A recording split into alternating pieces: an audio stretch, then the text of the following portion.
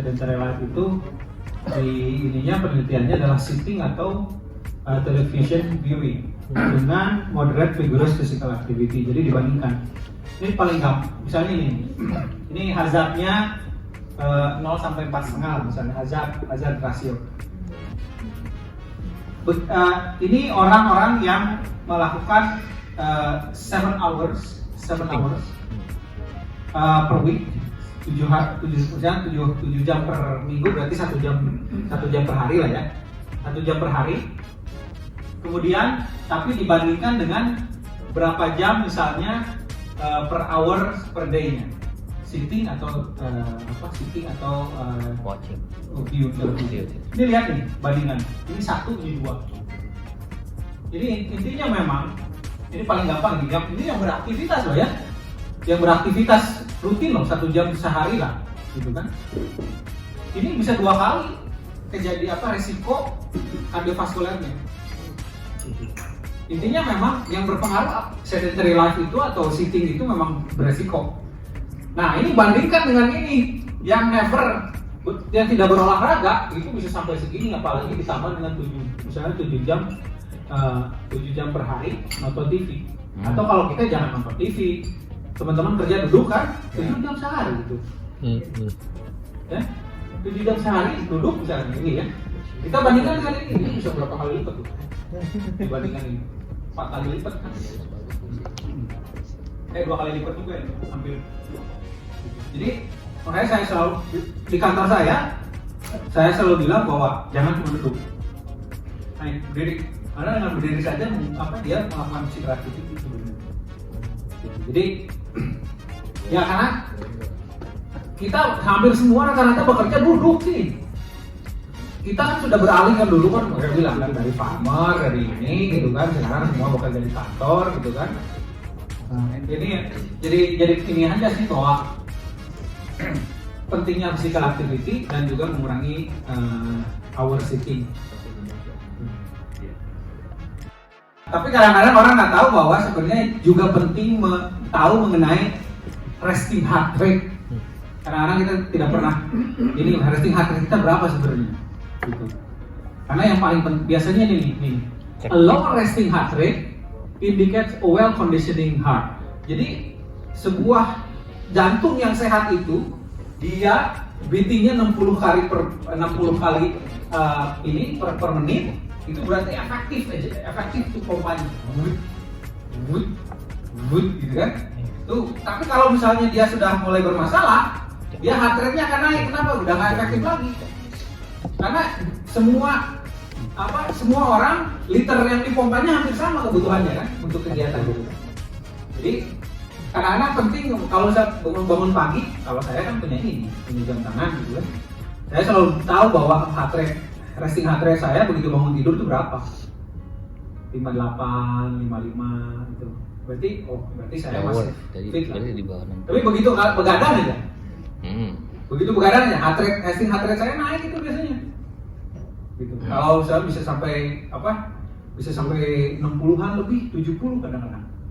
Gitu. Karena fit berarti kan si badan kita gitu kan.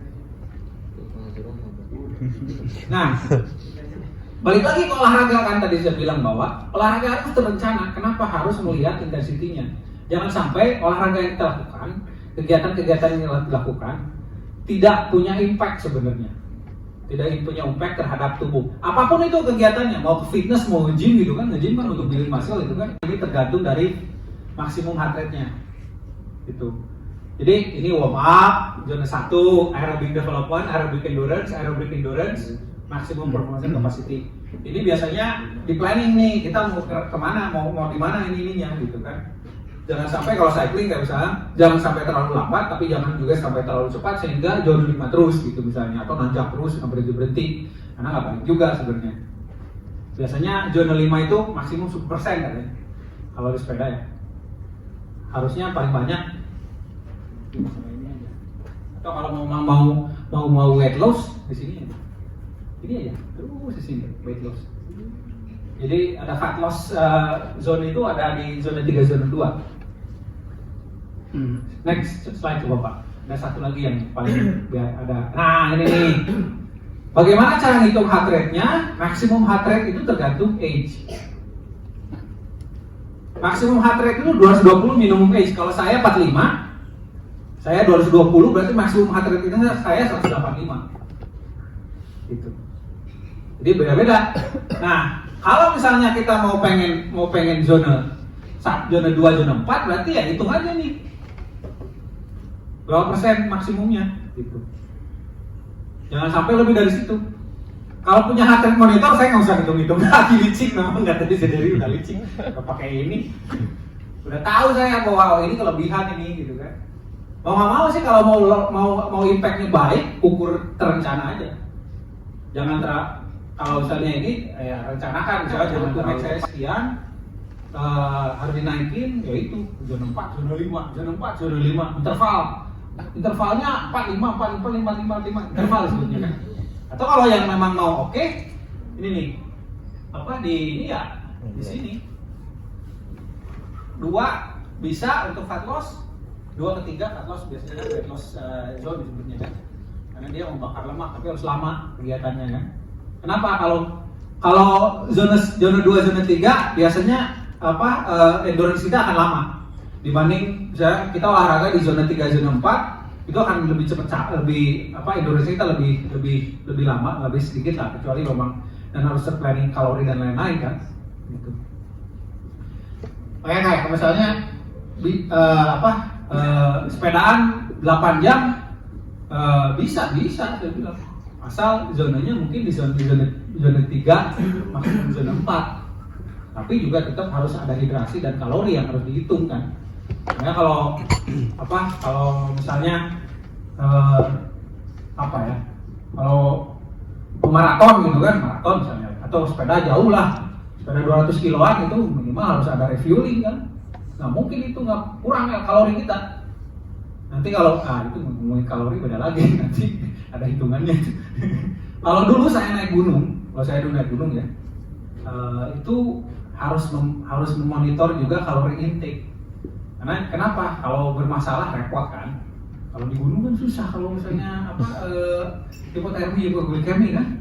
Hipoglikemi kalau misalnya dengan kekurangan gula darah, akhirnya delirium dan susah evakuasinya itu.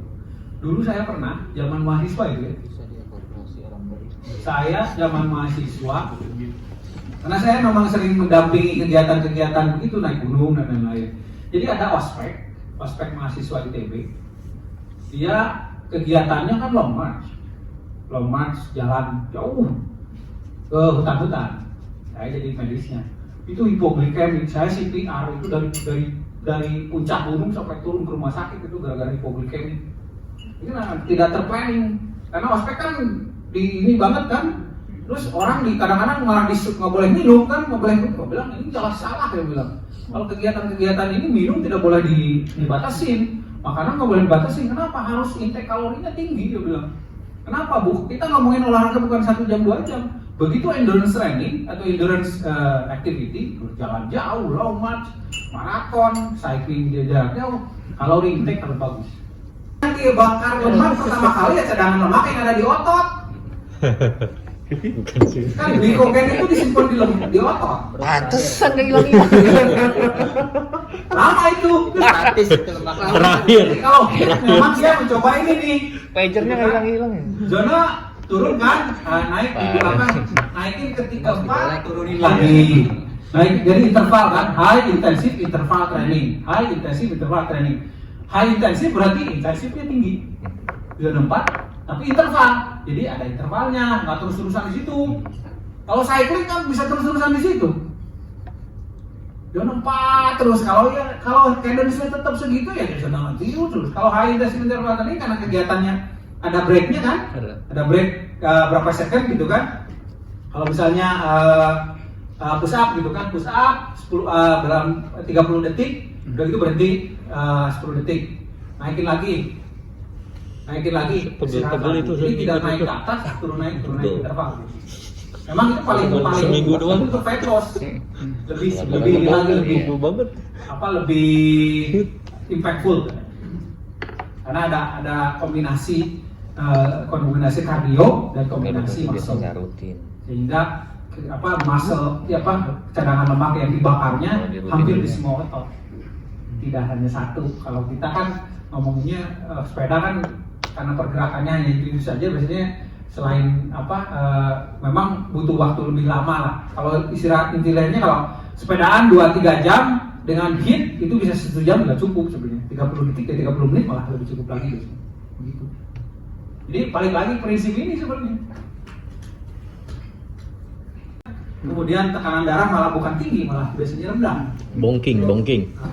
Drop. Dan pingsan biasanya paling beratnya pingsan karena memang gula kan dibutuhkan untuk otak juga. Dengan turunnya tekanan darah, darah yang masuk otak juga berkurang, gitu kan. Dan itu biasanya bongking tuh. Paling kerasa sih sebenarnya di awal udah mulai kelayangan, nah itu aja. Harus mampir itu. Jadi Pucat paling bedanya dengan Sepel. jantung jadi dada. Dan biasanya kalau nyeri bongking nyeri dada itu serangan jantung itu orangnya nggak pucat, biasanya jarang sekali pucat. Dia nyeri banget biasanya. Pucat itu setelah lama biasanya, karena kenapa pucat? Begitu serangan jantung, gula si darah pun berkurang kan. Tapi di awal-awal nggak pucat dulu.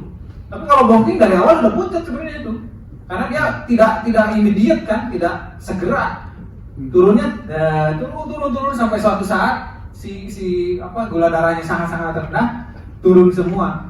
Kenapa? Ya dia mulai energinya berkurang. Makanya kalau untuk long endurance training, ya misalnya begitu sepedaan lebih dari 4-5 jam, pastikan juga ada kalori sebenarnya kan. gula. Iya, glucose kan kadang-kadang ada refueling katanya kan. Bisa pisang, bisa coklat, bisa kalau di sampai sekarang kan banyak yang gel itu kan salah satunya itu kan pakai gel kan. Untungnya nggak kram, dia bilang kram itu biasanya gejala awal. Jadi kalau endurance training yang lama-lama, jangan lupa bahwa si tubuh itu selain fuel butuh juga elektrolit. Makanya kalau mau sepedaan jauh kayak saya sama Hendra jauh, misalnya kemarin ke Ayutthaya, saya bawanya Pokari Sweat atau makan Indomie dengan garam tinggi. Dengan garam. Ayutthaya makan Indomie kan garam, Ada garamnya. Ngunyah garam. makanya kenapa Indomie lebih enak waktu kalau setelah camping atau setelah sepedaan garam. Oh gitu. Elektrolit. Karena Indomie yang paling bahaya kan bukan ini, garamnya tinggi sekali itu. Makanya kalau buat para sepeda biasanya breaknya apa? Indomie. Apa? Dia bilang kalori mah bisa pakai yang lain. Dia bilang Indomie buat garamnya aja. Jadi mie-nya jangan. Garamnya aja. Bumbunya aja. Makanya Om Jack ini disponsori Indomie. Training sampai maksimal mungkin, makanya ada yang atlet itu, tapi itu semuanya terlatih. Jadi orang-orang yang bermasalah itu biasanya adalah orang-orang yang tidak terlatih, memaksakan diri, maksudnya dari sedentary life dengan cardiovascular risk tiba-tiba langsung nanjak gitu kan. Wajar lah, orang biasanya juga. Sekarang ini mobil yang sudah lama tidak dipakai tiba-tiba dipakai jarak jauh, ya juga bermasalah. Olinya banyak kotor, bensinnya kotor, solarnya mungkin campur air, ini paling gampang. Sekarang udah enggak. Logiknya itu sebenarnya. Kalau mobil termaintain dengan baik, mau jarak jauh pun, mau mobil tua pun, oke. Mobil lama kayaknya. Sama kok, itu juga begitu. Nggak dipakai. Jadi balik lagi, pesannya adalah jangan sedentary. Berkegiatan apapun, mau sepeda, mau badminton, mau dia lagi challenge Everest Challenge Strava dengan daily mileage-nya yang harus ditempuh adalah 200 sampai 300 kilo per hari. Dia pagi sepedaan, malam sepedaan tiap hari itu. Dokter THT dia cardiac arrest juga itu di pas waktu itu. Kenapa? Kalau menurut teman saya yang SPJP, endurance training yang sangat-sangat berlebihan, selain elektrolit tubuh yang kena, elektrolit yang pengaruh untuk jantung juga kena, sehingga gangguan elektrolit si cardiac arrest. Balik lagi itu, saya bilang dia memang trainer, dia train itu memang endurance ya per hari 100 oke lah buat mereka. tapi dia challenge-nya terlalu hebat gitu.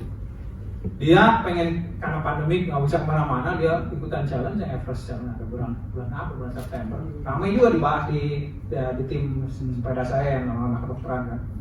Jadi apa nih masalahnya? Kemungkinan gangguan elektrolit gara-gara ini sehingga si ada masalah di jantungnya, sehingga si jantungnya berhenti Pak.